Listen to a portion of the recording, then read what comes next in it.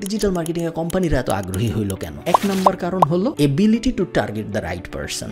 যখন আমি জুতা বেচবো একটা এবং আমার ট্র্যাডিশনাল মার্কেটিং ব্যবহার করতে হবে জুতা বেচার জন্য, আমি যখন টিভিতে অ্যাড দিই, নিউজ পেপারে অ্যাড দিই, বিলবোর্ড বসাবো জুতার, ওই জুতার অ্যাডটা আসলে কে দেখবে, তার আসলেই জুতা কেনার আগ্রহ আছে নাকি, এগুলোর কোনো কিছুর ব্যাপারে আমার কোনো সিওরিটি নাই। মার্কেটিং ব্যাপারটা এরকমই ছিল, কোনো গ্যারান্টি ছিল না, যেটাকে আমরা বলতাম যে গুলি করা, যে গুলিটা চারিদিকে ছড়ায় যাবে, কয়েকটা লাগলে লাগলো, কয়েকটা লাগলো না লাগলো। ডিজিটাল মার্কেটিং আসার পরে এটা পরিবর্তিত হয়ে শর্টগান মেথডে চলে আসছে। এখন আমি জুতার অ্যাড টার্গেট করে এমন মানুষকেই দেখাইতে পারি যার জুতা দরকার, একদম পিন পয়েন্ট করে পারফেক্ট মানুষকে টার্গেট করার এবিলিটি ডিজিটাল মার্কেটিং অনেক বেশি। সেকেন্ড আরেকটা যেটা বড় কারণ সেটা হলো কস্ট এফেক্টিভনেস। দেখেন পেপারে অ্যাড বা বিলবোর্ডের অ্যাড অনেক দামি, এবং এটার একটা মূল কারণ হলো রিয়েল এস্টেটের স্বল্পতা। আপনি চাইলেই মহাখালীতে 500 বিলবোর্ড বসাইতে পারবেন না, জায়গায় আছে 10টা। সো যেহেতু জায়গা কম এবং যেহেতু ডিমান্ড বেশি, এই কারণে সব কোম্পানি টার্গেট করে ওই 10টা জায়গা নিতে, এবং এই কারণে দামটা বাড়ে। ডিজিটালের সুবিধাটা হইলো ফেসবুকের স্ক্রলের তো শেষ নাই, গুগলের অ্যাডের তো শেষ নাই, ইউটিউবে ভিডিওর তো শেষ নাই। সো কত জায়গায় আমি কত অ্যাড দিতে পারবো এটার যেহেতু শেষ নাই, সো খরচ কমে আসতেছে, খরচও কমে আসতেছে, আমি টার্গেটও করতে পারতেছি আরো ভালো মানুষকে। এটা একটা বড় কারণ। থার্ড যে আর একটা বড় কারণ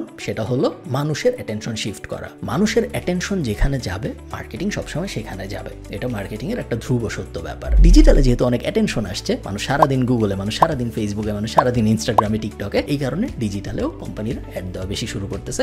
খুব সিম্পল ব্যাপার।